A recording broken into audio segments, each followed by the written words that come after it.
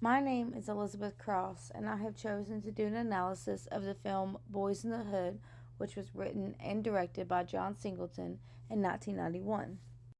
Now, I chose this film for many different reasons. One of the main reasons is how the film exposes extreme crimes committed against people who are not white or who are perceived as outsiders, particularly those with accents. This movie illustrates how marginalized communities have endured not only oppression, but also a slow, silent form of systematic destruction that continues across generations. The film reinforces how, for decades, conservatives have demonized individuals that they disagree with, fail to understand, or view as inferior. People with mental illness, people of different races, religions, and sexual orientations have often been portrayed as threats to society. The roots of modern conservatism are closely tied to Christian nationalism, and although many deny this connection, Christianity has frequently been used throughout U.S. history to justify racism, division, and exclusion, despite the country's religious air quote diversity. These patterns persist today as historical truths are removed from government websites, museums, textbooks, and memorials. Black men and women are still labeled as incompetent or less valuable, often reduced to statistics rather than treated as human beings. These injustices are visible in modern immigration enforcement practices, where communities are terrorized and people are detained regardless of documentation, status, and basic human rights are violated. The film shows repeated violations of people's rights through interactions with police, teachers, and other authority figures. These institutions often respond with stereotypes rather than support, while schools in these neighborhoods lack resources because the government deems them less worthy. These communities are labeled as criminal, inferior, and incapable of success, which reinforces cycles of inequality. Throughout the movie, we watch young boys and girls become emotionally and physically exhausted by constant oppression. Many turn to crime because they are told their entire lives this is all that they will ever be. They are made to believe that they will never succeed or be treated as equals. This history is not ancient. There are still people alive today who attended segregated schools, showing how recent and ongoing these injustices are. There are still kids who drank from white only fountains. There are still kids who remember playing in a corner by themselves because all the other kids were white. This film also highlights residential segregation, particularly when Furious explains how black neighborhoods are flooded with liquor stores and guns while being denied grocery stores, investment, and economic opportunity. Unequal education is shown through classroom scenes where stereotypes are taught instead of empowering students with accurate history and encouragement. A powerful example is the Thanksgiving lesson, where the teacher presents a sanitized and inaccurate version of history. Native Americans are depicted as willingly giving food to settlers, ignoring the reality of theft, violence, and forced submission. This miseducation reinforces harmful narratives and it erases the suffering of marginalized groups. Ricky's death serves as an emotional and political core of the film. His murder is not portrayed as an isolated incident, but as the inevitable result of systematic neglect, over policing, and lack of opportunity. Black teens are constantly harassed by police even when doing nothing illegal, reinforcing the idea that blackness itself is treated as suspicious. Although Ricky's community is heavily policed, this policing fails to prevent violence. Instead, it arrives after tragedy strikes to control bodies and assign blame. The lack of urgency and care following Ricky's death reflects real life patterns in which black victims are treated as statistics rather than as human lives worth protecting. Instead, it arrives after tragedy strikes to control bodies and assign blame. The lack of urgency and care following Ricky's death reflects real life patterns and situations in which African American victims are treated as statistics rather than as human lives worth protecting. Overall, Boys in the Hood provides a powerful evidence that racism is not a thing of the past. It remains alive and deeply embedded in American institutions, stripping marginalized communities of opportunity, safety, and constitutional rights, while granting power and immunity to those who perpetrate harm.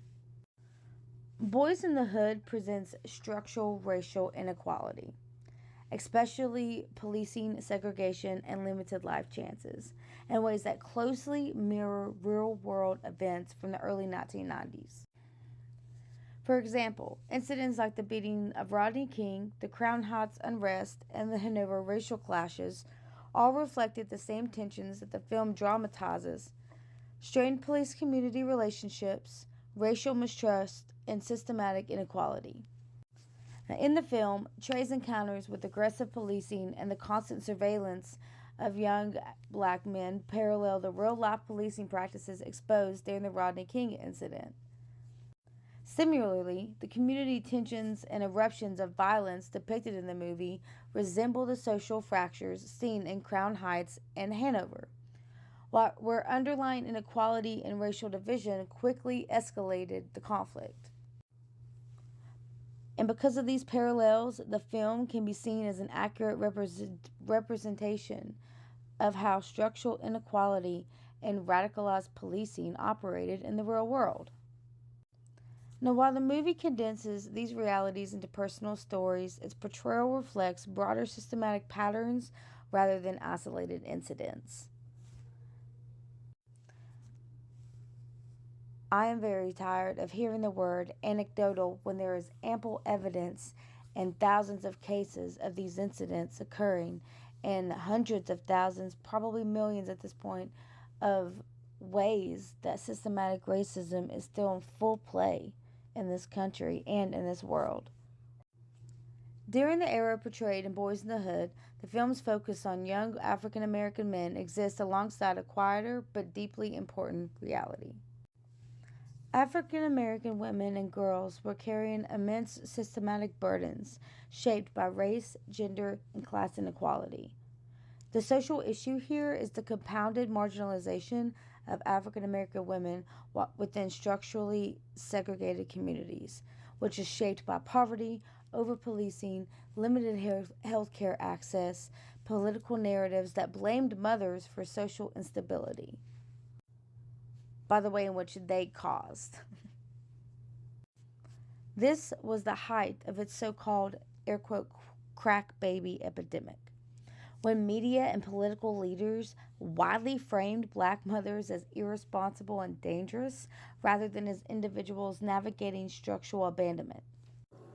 In the film, we see how mothers like Riva are forced to shoulder stability in a system that denies their communities investment. It's shown when she insists Trey move in with Furious to gain structure and safety. While boys like Ricky and Doughboy are visibly policed and criminalized, women are expected to quietly absorb the consequences, raising children amid violence, underfunded schools, and constant threat. Furious's speech about liquor stores and gun shops saturating the neighborhood illustrates how institutions shape daily life. But the impact on women was even deeper. These same structural decisions affected prenatal health, access to food, and medical care. During this period in real life, black women were simultaneously portrayed as the source of social decline through the air quote crack baby panic, while also facing neglect in maternal health care systems. The film subtly reflects this contradiction. Women are depicted as stabilizing forces, yet their labor and vulnerability remain largely invisible, mirroring how society relied on them while publicly stigmatizing them. Using an intersectional lens informed by scholars like Kimberly Crenshaw, alongside conflict theory rooted in Karl Marx, and contemporary black feminist thought developed by Patricia Hill Collins, we can help explain this reality. Intersectionality shows how African American women were uniquely disadvantaged not only by racism or sexism alone, but by their overlap, expected to survive in environments structured by policies that limited healthcare, employment, and safety. Conflict theory highlights how institutions distributed resources unevenly. Ricky's death after trying to escape through education reflects constrained opportunity, But the film, it also hints of how women were left to manage the aftermath. Mothers grieving, supporting families, and maintaining community stability without institutional support. In real life, little black girls were disappearing at disproportionate rates during the same period, yet received little media attention compared to white children, reflecting how social value was assigned along racial and gendered lines. This film's depiction of police indifference, such as their aggressive harassment of Trey while failing to prevent real evidence over and over again, parallels this broader relative of selective protection. Contemporary black feminist theory deepens this understanding by showing that women were not passive victims, but active agents of survival. Even while facing stereotypes reinforced by television and political rhetoric that denied systematic racism's existence, the messages of Boys in the Hood aligned strongly with these realities. Structural neglect, not individual failure, shaped outcomes, all created by our government, by media, by the police, and by teachers. Applying these theories helps challenge assumptions, and inequality stems from personal choice, revealing instead how systems of power influence health outcomes, safety, and opportunity, both for boys whose stories are central to the film and for the women whose strengths sustain the world around them. The same classical and contemporary sociological theories used to analyze the film also apply to real world events. Conflict theory, for example, helps explain how unequal power dynamics between law enforcement and marginalized communities contributed to both the Rodney King beating and the unrest in Crown Heights and Hanover.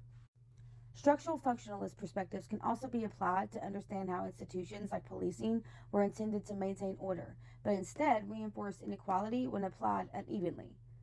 Contemporary theories such as systematic racism or intersectionality further illuminate how race, class, and geography shaped people's experience in both the film and real world cases. Because these theories address patterns rather than individual events, they do remain useful tools for interpreting both fictional and real manifestations of inequality.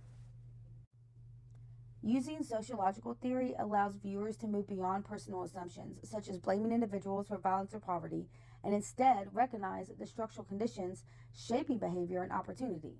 In real life, theory encourages audiences to question why incidents like the Rodney King beating occurred, or why tensions in Crown Heights escalated, rather than viewing them as random or purely personal conflicts. This broader perspective helps challenge stereotypes and promotes a deeper understanding of how inequality is produced and maintained. Ultimately, applying sociological theory fosters critical thinking, enabling both viewers and society to approach social issues with greater awareness of systematic causes rather than relying on surface level explanations. Critics and scholars have approached the film as more than entertainment, interpreting it as a reflection of real social inequality in the United States. Now, Peter Bradshaw from The Guardian frames the film as a portrayal of life lived under constant threat, emphasizing how violence, economic disadvantage, and environmental hazards in black neighborhoods are structured by policy and investment patterns rather than random chaos. Now, Rotten Tomatoes aggregate reflects a broad consciousness among both professional critics and general audiences. Its high approval rating suggests that viewers respond strongly to the film's realism and moral seriousness, especially scenes like Ricky's death and his attempt to escape violence through education and athletics, reinforcing that opportunity is often limited by environment. LaShawn S. Benjamin approaches the film as a cultural text shaped by institutional forces, emphasizing how authority, policing, and education structurally shape men's experiences. These scholars highlight that the outcomes faced by the film's characters are not simply personal choices, but the result of a larger social systems.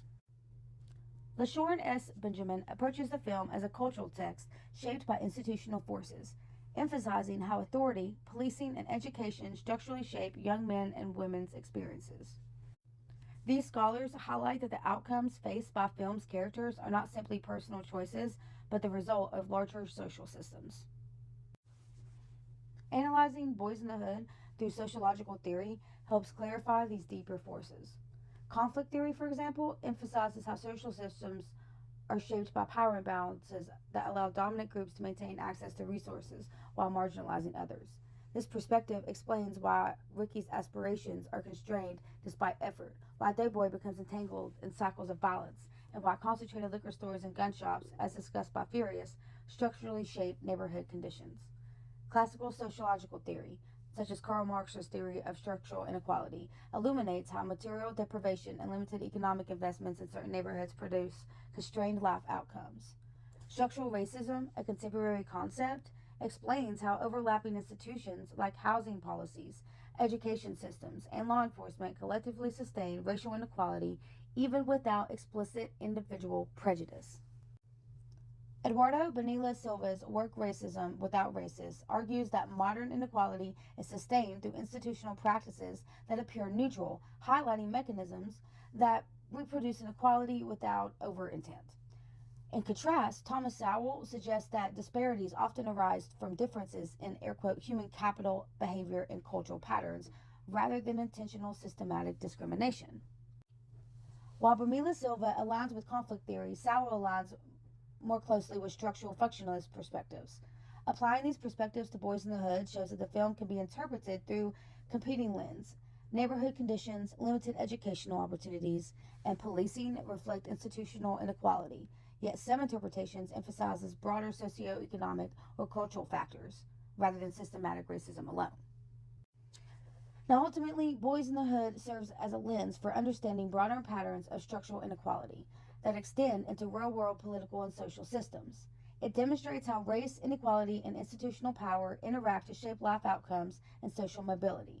By grounding interpretation and theory, ranging from Marxist conflicts theory to contemporary analysis of structural racism and intersectionality, the film encourages audiences to examine how structural forces, historical patterns, and policy decisions collectively influence opportunity, safety, and social justice in American communities. And that concludes my podcast.